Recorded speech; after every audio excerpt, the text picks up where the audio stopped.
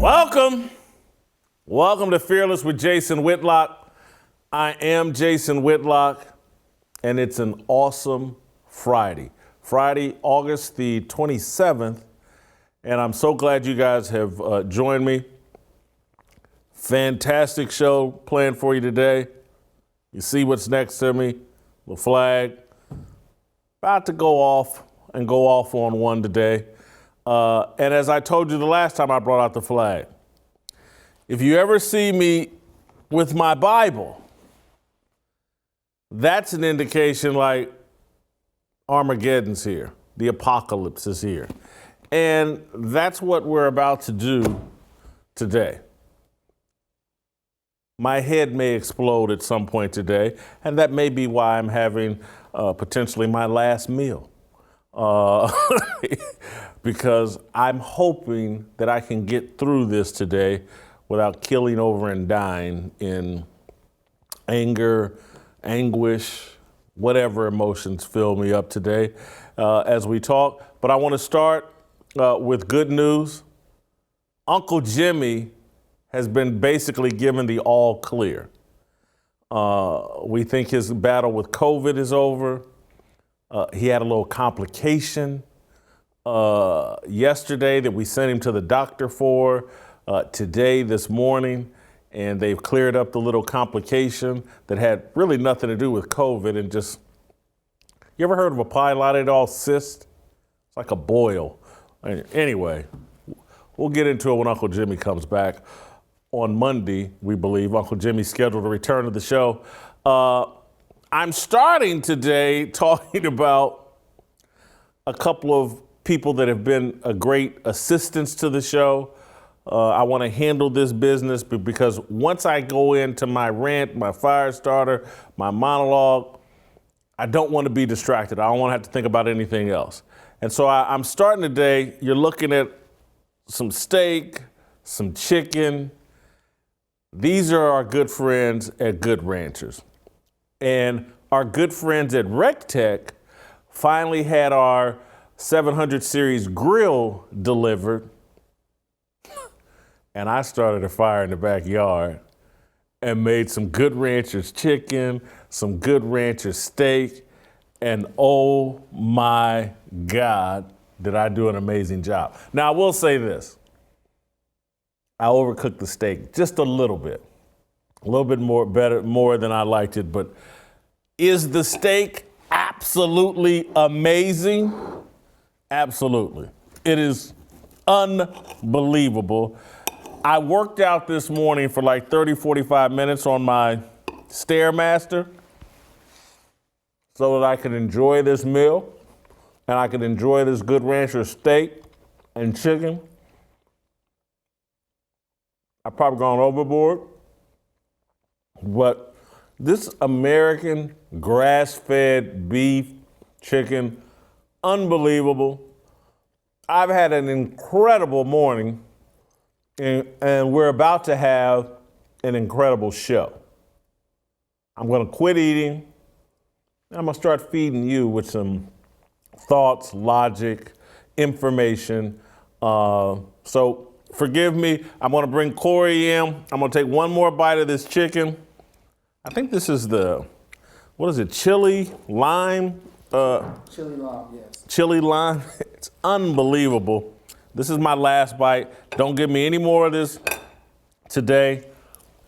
I've eaten more than enough for today. Good Ranchers. Go to goodranchers.com/fearless.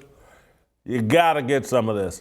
I don't know if you guys have noticed, but someone emailed me last night and told me, hey, Whitlock, I can see it in your face. I can see it in your neck. You're actually losing weight again. And I am. I told you guys this when Uncle Jimmy got sick with COVID. It shook me up. I've been Good Ranchers, Built Bar, basically intermittent fasting, eating in a little tiny small window, and eating amazing steak. The other thing I shouldn't talk about somebody that's not sponsoring us, but I love this stuff called athletic greens. I picked it up from Joe Rogan. He's big on it. keeps my green vegetables and everything all within me. Your boy about to get back to his player weight. There's playing weight, ING, and then there's player weight, PLAYA. Your boy about to get back to his player weight. Anyway, I just wanted to start on a light note because I'm about to get very serious. And I want you to call your friends, family, anybody you care about. Call people you disagree with. Tell them to come over to our YouTube page, youtube.com/Jason Whitlock, and tell them to listen with an open mind to everything I'm about to say. Everything. And so I'm going to start in a bit of a unique place. I want to start by explaining to people the history of the Pledge of Allegiance. And I didn't know this until recently. I thought the Pledge of Allegiance was something we've had since 1776. And then I thought about it and started doing some research and was like, oh man, that we didn't have the Pledge of Allegiance until 1892. A minister by the name of Francis Bellamy, I believe, and he was a socialist minister. He came up with the original Pledge of Allegiance. And in its creation, at its inception, it did not include the words "under God." The Pledge of Allegiance started out saying this: I pledge allegiance to my flag and the republic for which it stands, one nation, indivisible, with liberty and justice for all. That's where it started. There was no "under God" in the original Pledge of Allegiance, written by Francis Bellamy, Christian socialist minister. And so it wasn't until 1954 when President Eisenhower, recognizing the time that he was living in, recognizing the communist threat, that communism was actually a threat to our way of life, recognizing that communism has no tolerance for religion, that Karl Marx's political theory, Marxism, which promotes communism, was an evil scourge that did not and does not believe in religion. And so coming out of World War II, Eisenhower in 1954 has us change the Pledge of Allegiance to what we all now know as the Pledge of Allegiance to the flag of the United States of America and to the republic for which it stands, one nation under God, indivisible, with liberty and justice for all. And so if you have watched any of the maybe 40, I'm not sure how many shows we've done at this point, 40, 50, 39. Today's 39, 40, whatever. Yeah, 39. This is our 39th show. If there is a theme to what I've been doing, saying, and trying to convey to people is we got to go back to the basics. We got to go back to one nation under God. That brought us together. That was aspirational.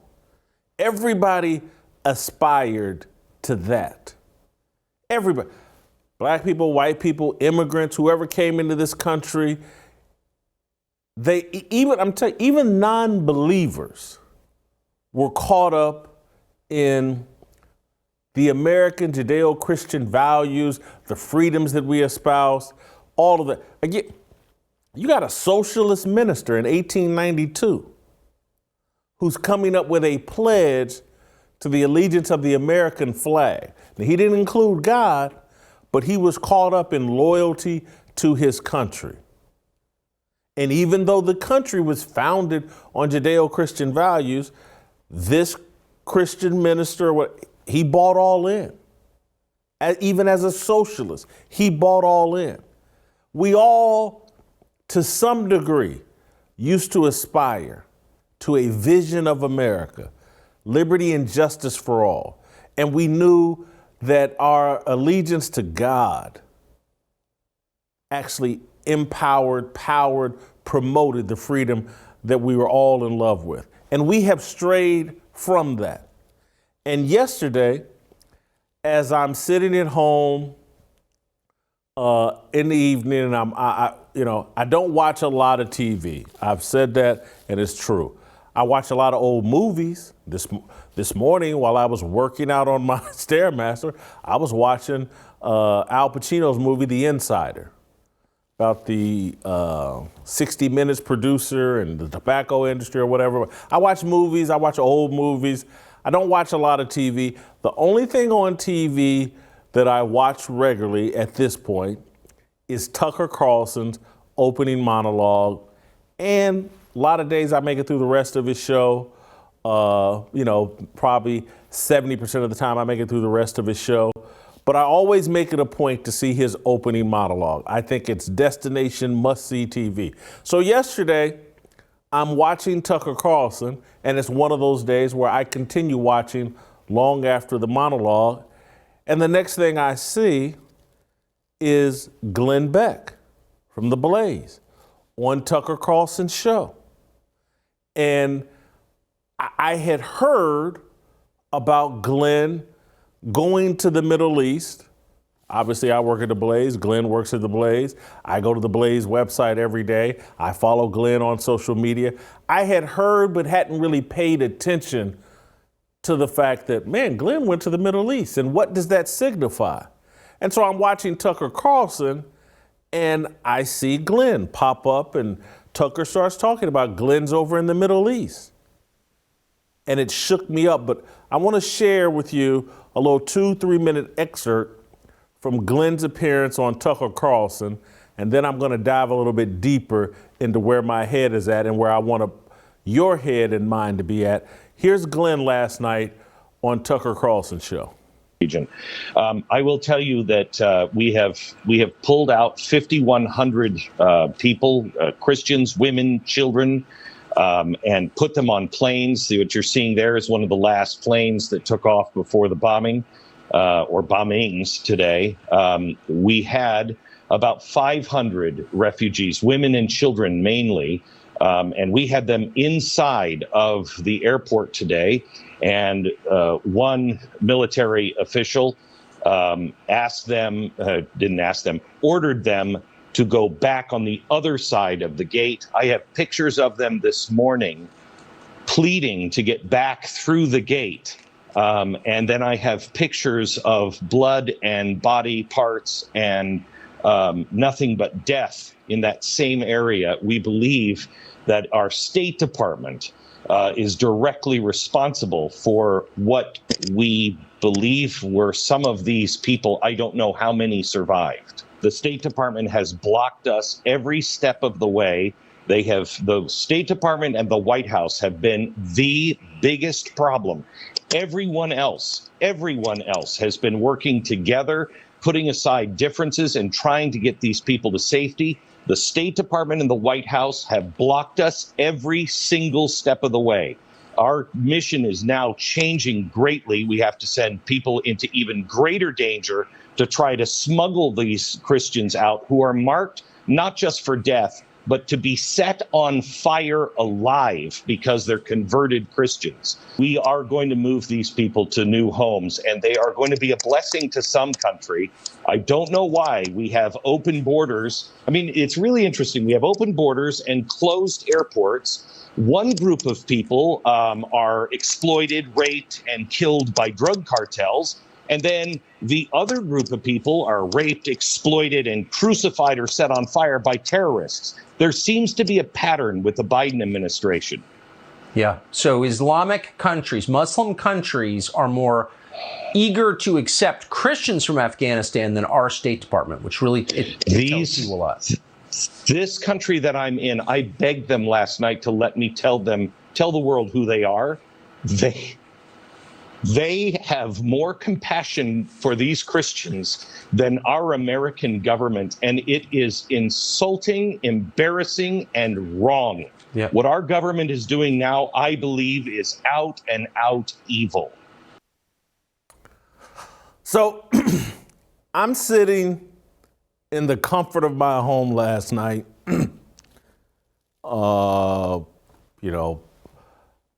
very nice 2,200 square foot, 3-bedroom apartment.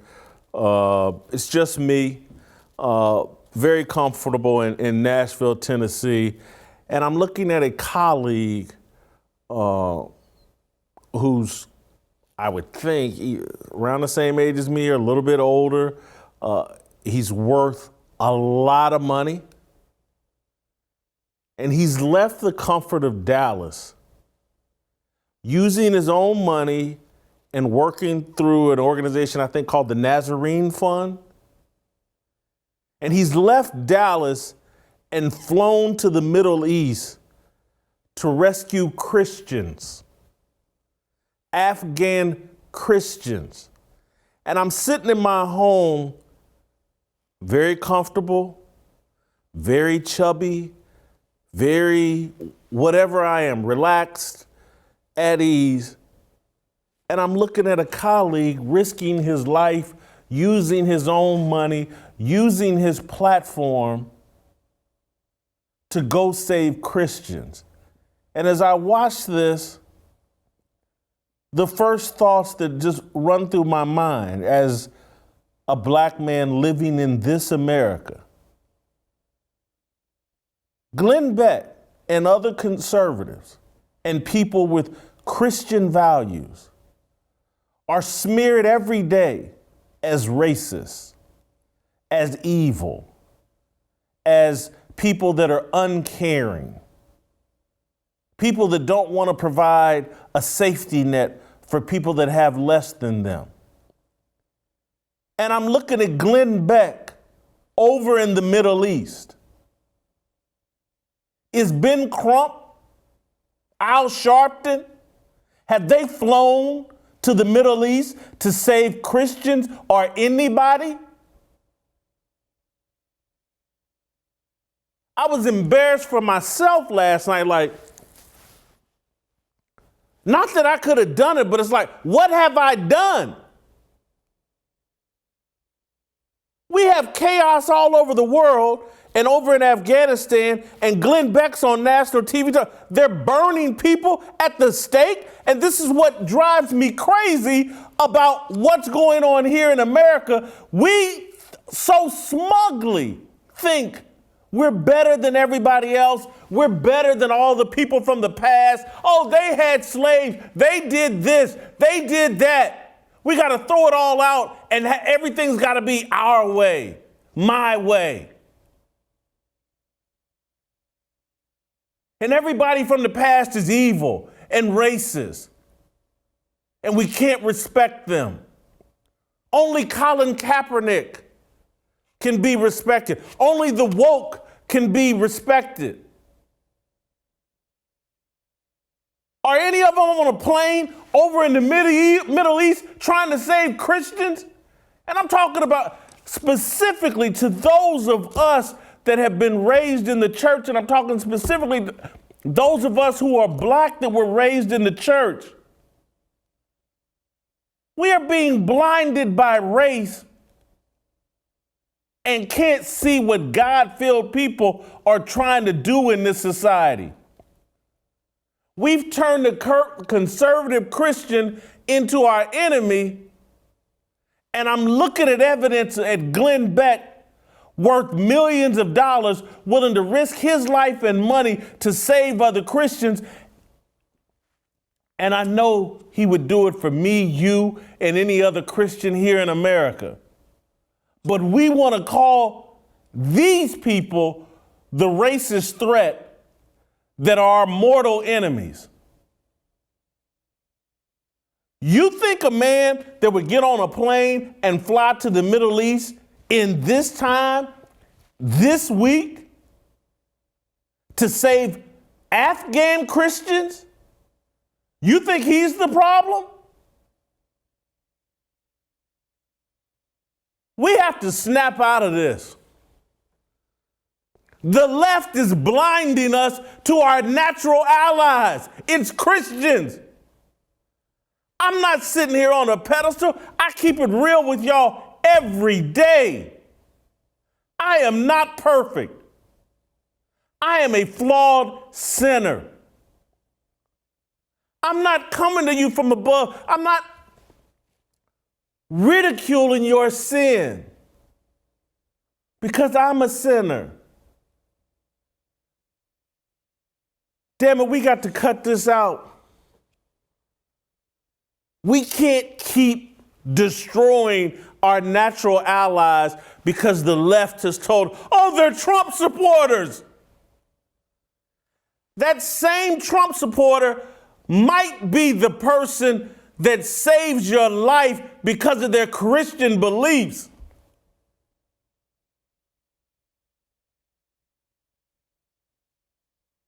The history is littered with it. Who do you think brought us out of slavery?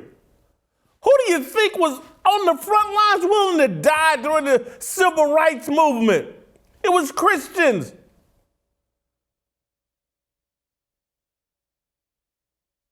We think everything is black and white. And the only judgment we need to make is what skin color a person has. And then what political point of view do they have? Oh, he's a Republican. He's my enemy. Are you kidding me?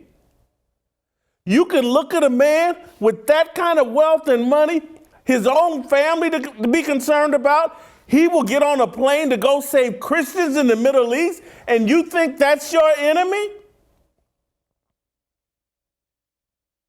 I'm sorry, and I brought my Bible and I'm about to curse and I'm trying not to, but you're a f***ing idiot.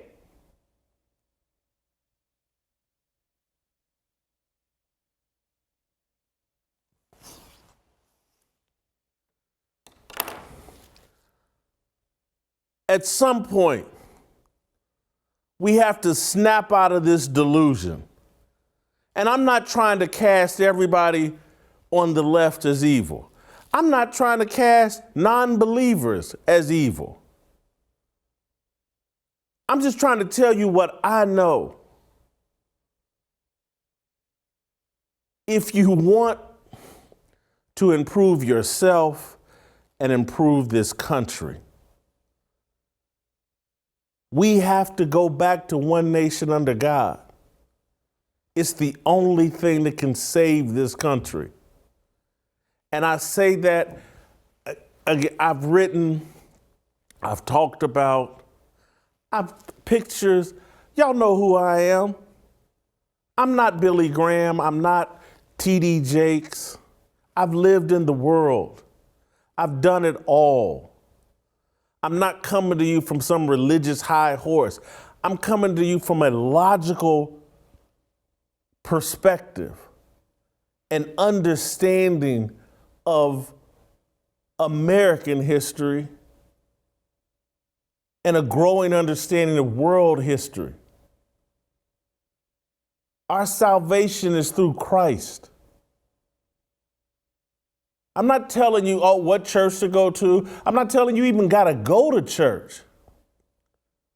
But we must restore Christian values to our culture. We have to look at something more important than our skin color when we're evaluating people and when we're evaluating the actions we should take, who we should look to for support, guidance, leadership. We accomplish great things in this country because we put some Christian values at the forefront. And what that will do is make you tame your uncivilized desires, your ungodly desires. They will be tamed. You will do things you wouldn't normally do or wouldn't believe. It'll make you love your neighbor even though y'all don't agree on everything. It'll make you see him as a human being and it's a two-way street. we have to come off this belief that, oh, because I'm black and my ancestors suffered, y'all got all the work to do. All the sin is on your side.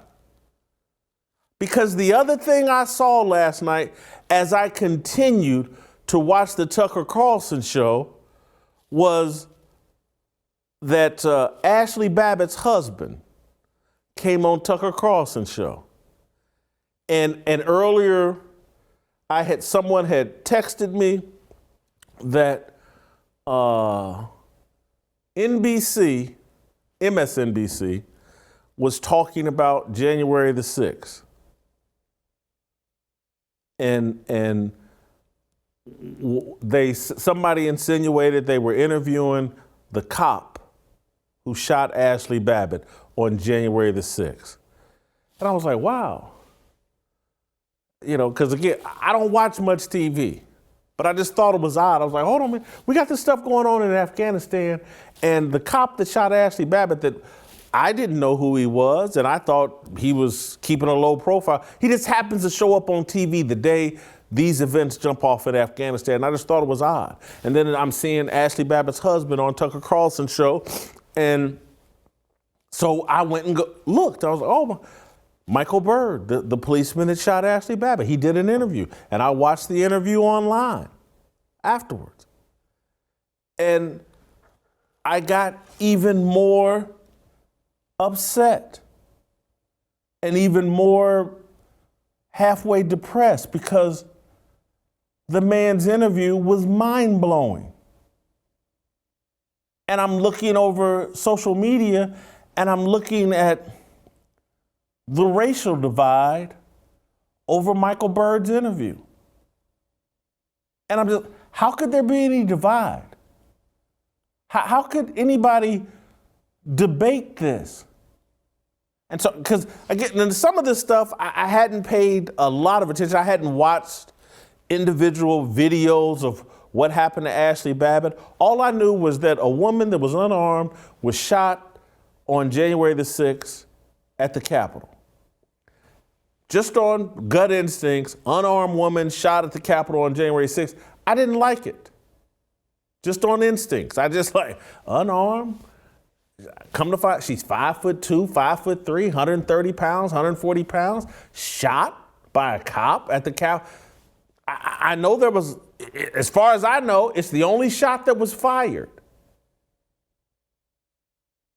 And so just knowing that little bit, I just thought it was wrong.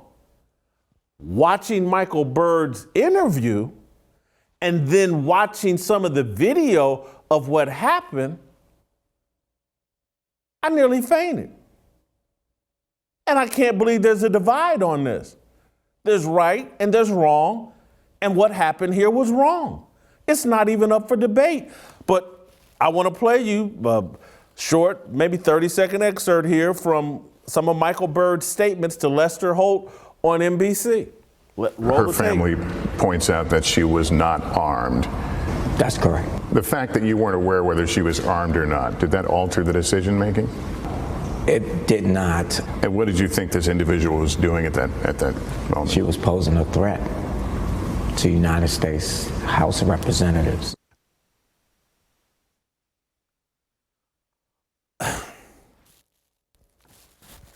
You should watch the complete interview or the parts that they show. Hey man, you can't go on national television having killed an unarmed woman, regardless of what color she is, and regardless of what she was doing. She was unarmed. You just said on national TV you didn't care whether she was armed or unarmed. And then your justification was she was posing a threat to the House of Representatives. You didn't say she was a direct threat to me, Michael Byrd. You didn't say she was a direct threat to my coworkers, other Capitol Police officers. You didn't say she's a direct threat to Alexandria Ocasio-Cortez, Nancy Pelosi, Chuck Schumer, Mitch McConnell, Lindsey Graham. You didn't say none of that. You said she was a threat to the House of Representatives. Oh, replay it, because I want to make sure. Replay that, the whole thing, because I want to make sure that I'm going to write it down this time to tell you, so I can just be crystal clear what he said she was a threat to. Play the tape. Her family points out that she was not armed. That's correct. The fact that you weren't aware whether she was armed or not, did that alter the decision making? It did not. And what did you think this individual was doing at that moment? She was posing a threat to the United States House of Representatives. She was posing a threat to the United States House of Representatives.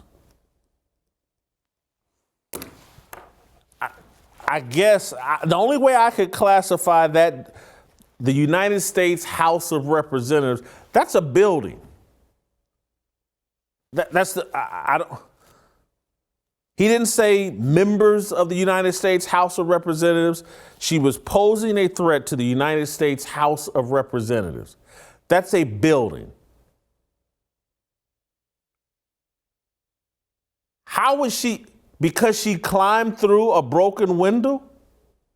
Basically, that's what he's saying. He would have been better off. She broke a window at the Capitol. That's why I shot her. I'm not saying the man should have greeted her with applause. I'm not saying he should have, hey, let me offer you a hand through the window and get here. But she had no weapon. He said he didn't care one way or other whether she had a weapon. This is a 5'2", 130-pound woman. Go punch her in the mouth. That would have been better than shooting her. You know how many different things you can do to a 5'2", 130-pound person other than shooting them?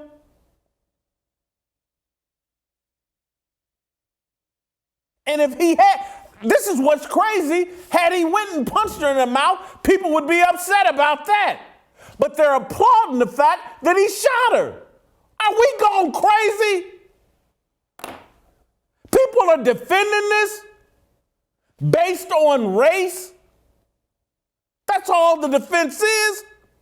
We've seen Jacob Blake had a knife, had been assaulting a woman or bothering a woman he had previously sexually assaulted. The NBA shut down its season and games because Jacob Blake was shot holding a knife. Again, holding a knife. Jacob Blake is shot, and we burned down all of Kenosha for a week. We riot and loot all over the country over Jacob Blake. Holding a knife, career criminal, has already assaulted a woman. We riot, burn down buildings. We stage an insurrection all over the country over Jacob Blake and St. George Floyd. But we're good. This was a good kill on Ashli Babbitt.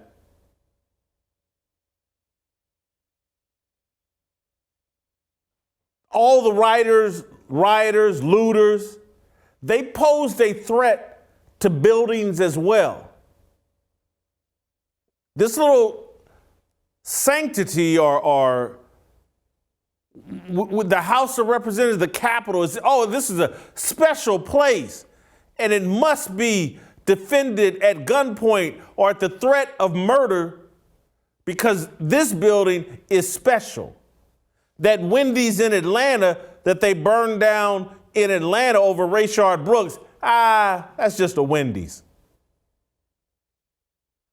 Buildings, stores looted all downtown Louisville over Breonna Taylor. All boarded up, rioted, looted, burned to the ground.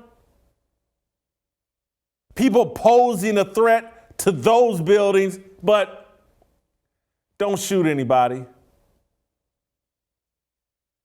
Breonna Taylor, a great analogy here.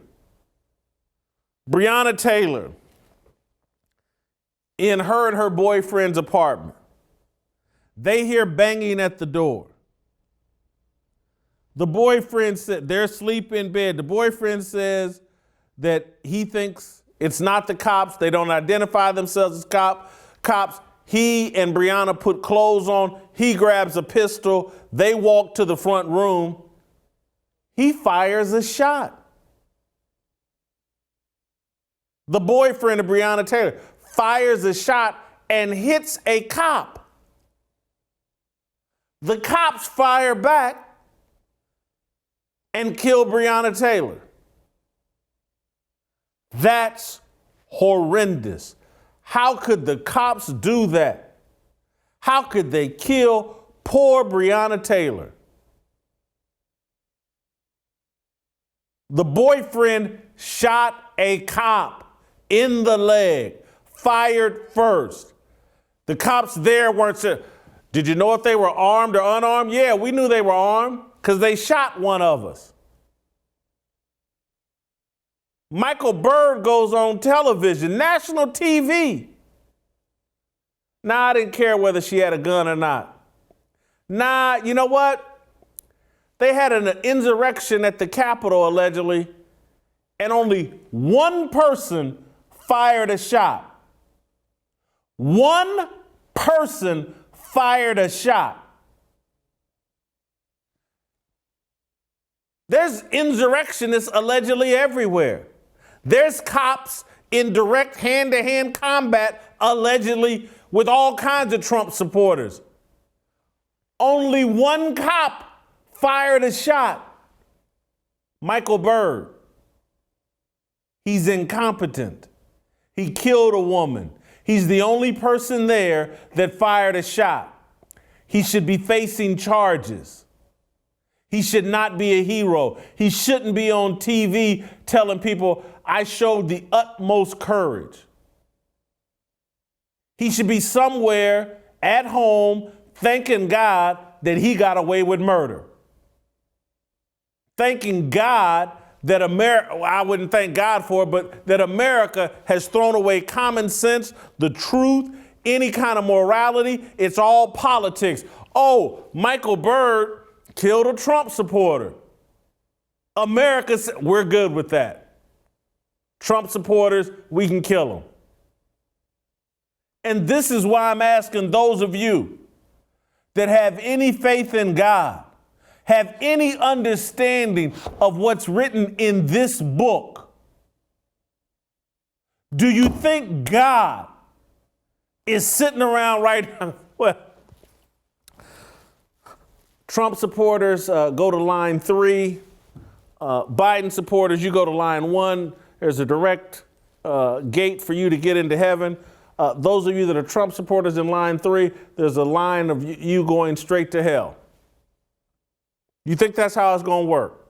Honestly, do you honestly think that's how it's going to work? Are you that foolish?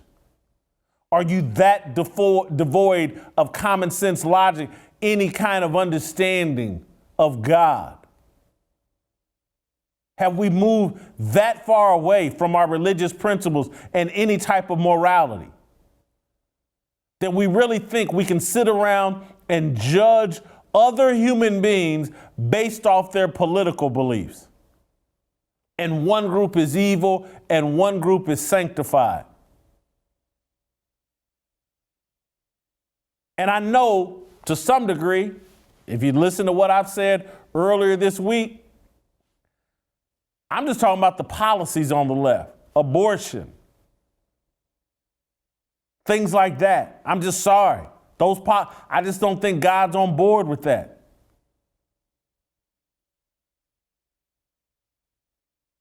All of this stuff we're doing, I just can't believe he's on board with that. If you believe in God, you cannot sit here and be okay with this cop killing a woman for no reason, going on national TV, and I'm sorry, he damn near bragged about it. The man should have gone on TV and apologized to this woman's family and said, hey, even if he thinks what he did was right, apologize to this woman's family. Show some remorse for that. There's no proof she's hurt anybody.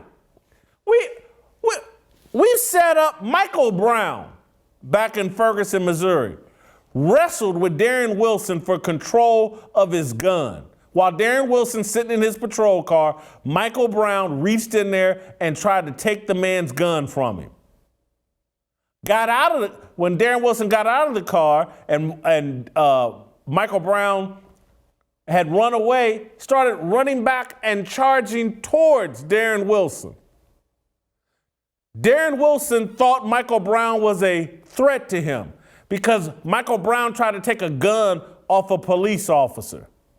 These are not disputed facts. They're backed up by DNA. They're backed up by eyewitnesses. They're backed up by Eric Holder out of the Barack Obama administration. And we questioned Darren Wilson and wanted him thrown under a jail. But Michael Byrd, we're going to celebrate. Oh, well, Ashli Babbitt, she's a Trump supporter.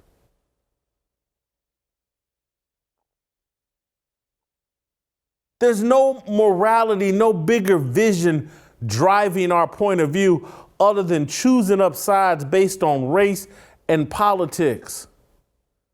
This cannot continue. This cannot stand. It's unhealthy for all of us. Anybody that cares anything about this country, if you care about screw the country, do you care about your children? How do you think this is going to end? Are you willing to fight a civil war based off these lies? Because that's where we're headed. People are not going to tolerate this level of immorality, illogic, lies forever.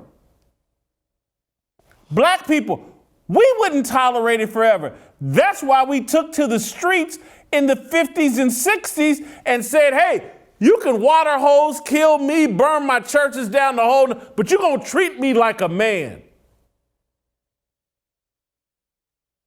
We were willing to lay down our lives to be treated like a man and to end the lies of segregation and discrimination. Now we're looking at a generation 60 years later that's standing on lies, standing on racism, making every decision, whose side they're on, based on race. Caught up in social media.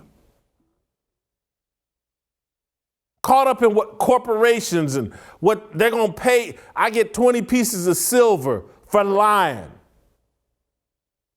Oh, I can't even go out in the streets. A black person can't even jog without getting killed by the police. Everybody knows that's a damn lie. Oh, I can't even get pulled over for a routine traffic stop without getting killed. It's a life or death situation. That's a lie. You're standing on lies. You sound like George Wallace in the 1950s and 60s, standing on lies.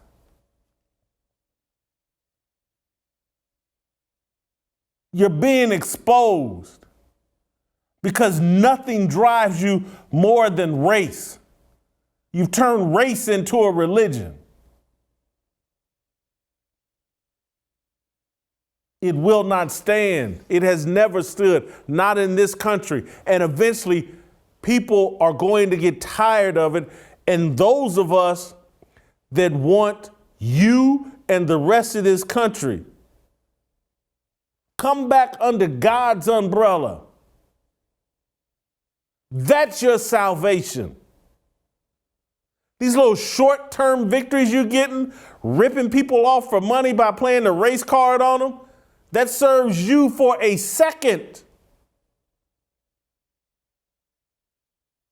You're not advancing black people or this country.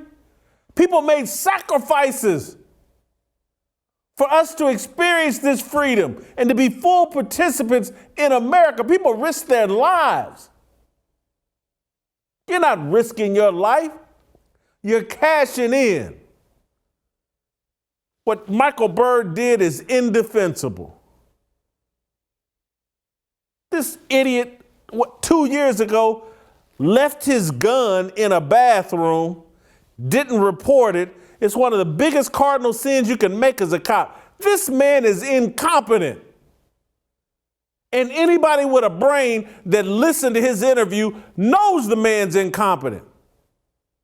Knows that he's morally bankrupt. There's no man that could get on TV having killed a woman, even if it was justified, having killed a woman, can get on TV and act like nothing big happened. I don't care whether she had a gun or not. I showed the utmost courage shooting a 130-pound woman who was climbing through a window and posed no threat to me.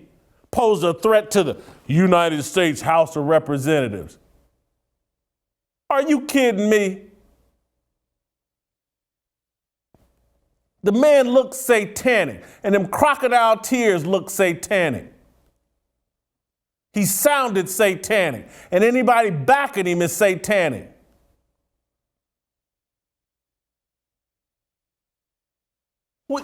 On Wednesday, we just did a whole show with 2 pastors talking about manhood. And then on Thursday, there's a man on TV that killed a woman, unarmed, who posed no threat to him by his own admission. Asked directly, did she pose a threat? She posed a threat to the United States House of Representatives. He didn't say she posed a threat to Michael Byrd because he knows that's a lie. Ain't no woman in a window. How does she pose a threat to a man 6 to 10 feet away? And you shoot? If that's the standard, we're all dead.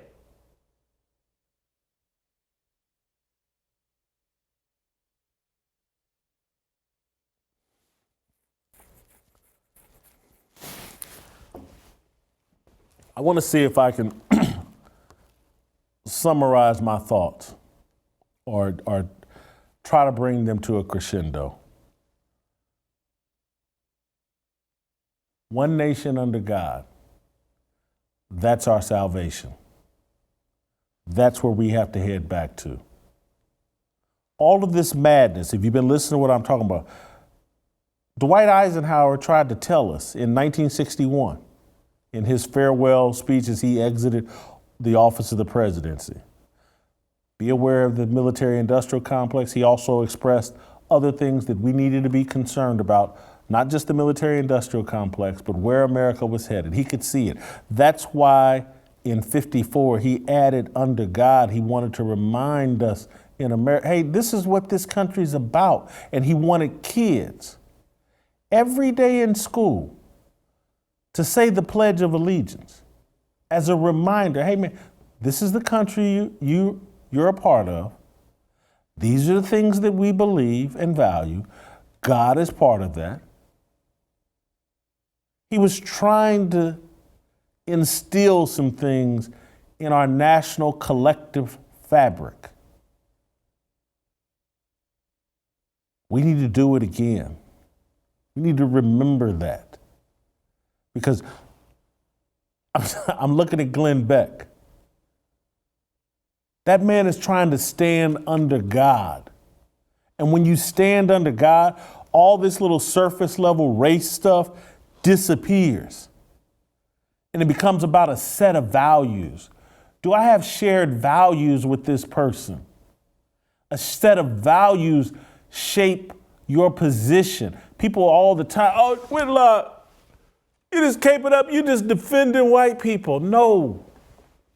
You know who I'm defending? Jesus. That's who I'm trying to please. That's whose values I'm trying to incorporate into my life and my worldview. I don't care if you're black or white. I care about your decision making and what's driving it. Is your decision making being driven by race? By what's popular over social media? By what corporations are willing to pay for and fund?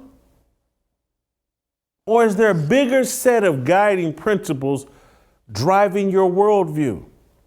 And so I'm sitting at home last night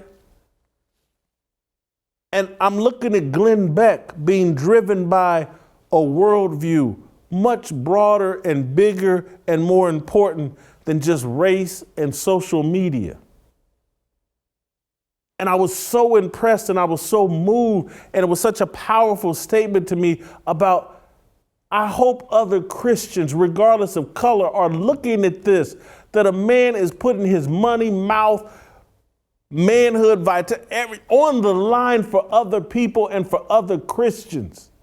He done flew across the globe to help people he doesn't know who share his Christian values. That's powerful.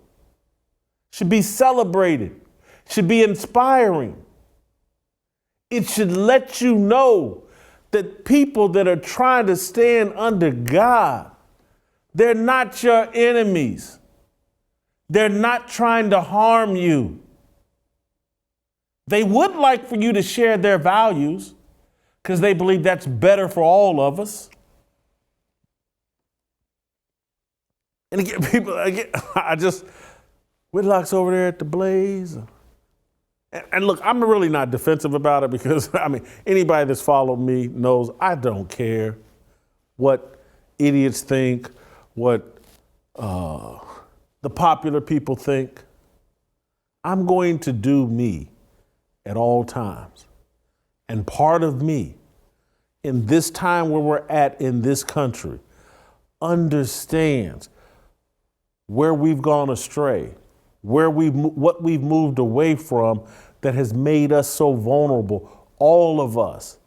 And so those of you that are black, or those of you on the left that are applauding all of this chaos and madness, that think Michael Byrd did something honorable, defending the United States House of Representatives, the only person to fire their gun that day. Michael Byrd's not Crispus Attucks. He's no hero.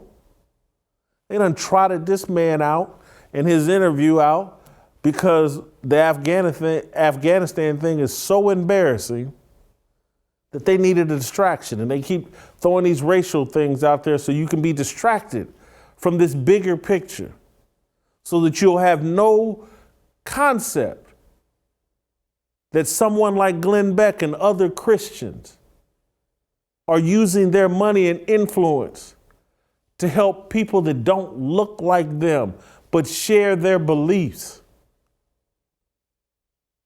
And I go back to, and I've said this before, why I'm at the Blaze. And so something else has happened in the past couple of weeks, and I began the show talking about Uncle Jimmy, and I'm gonna end it talking about Uncle Jimmy. That's my guy. Been friends for more than 20 years. Uncle Jimmy clearly not perfect. Neither am I. That's why we get along so well. But clearly not perfect. But that's my guy. And the COVID thing obviously shook me up. I've been talking about it. I've been trying to address my own health issues, particularly as it relates to weight. I've been talking to Uncle Jimmy every day, multiple times a day. And there's been one person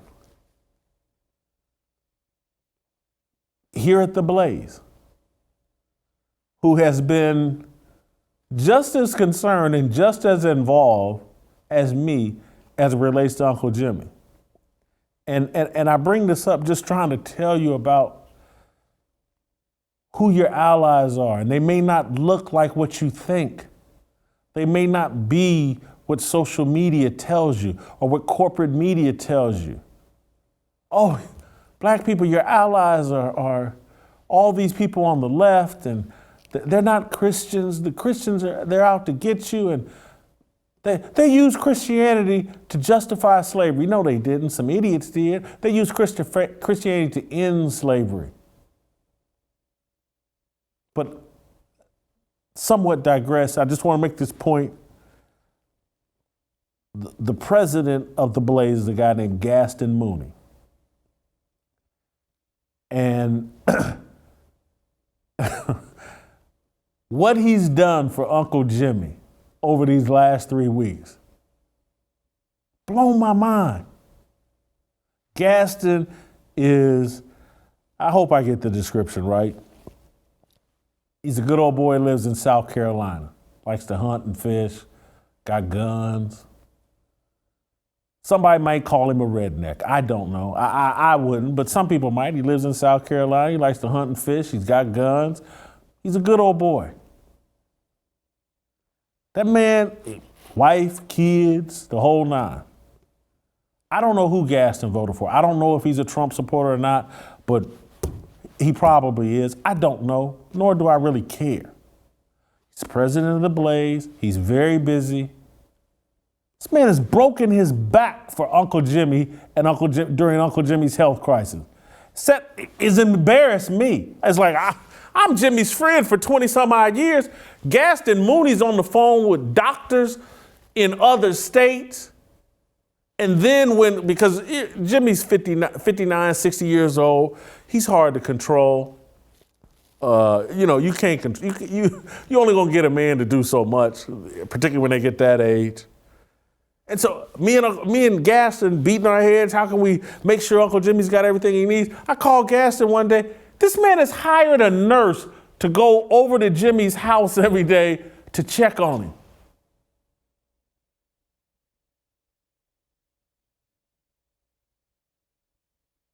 And y'all want me to get all caught up in race and not Christianity and Christians and people's values? And I just want to be clear. I got some friends that are atheists that I love to death. I'm not sure if they love me anymore, but I love them to death just the same. And there's nothing to this day I still wouldn't do for them. But these Christians, some of the things they're willing to do based out of their faith and what God has put into their heart blows me away. This man hired he lives in South Carolina. Jimmy lives in Nashville. This man done hunted down a nurse on the internet and is paying her to go check on Uncle Jimmy every day.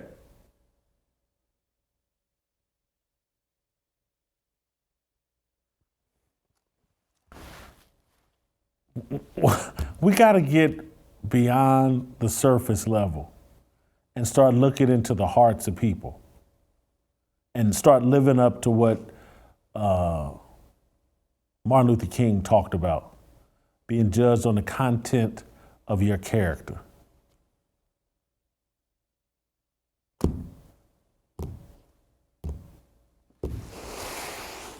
All right, I'm good. We'll see you guys next week.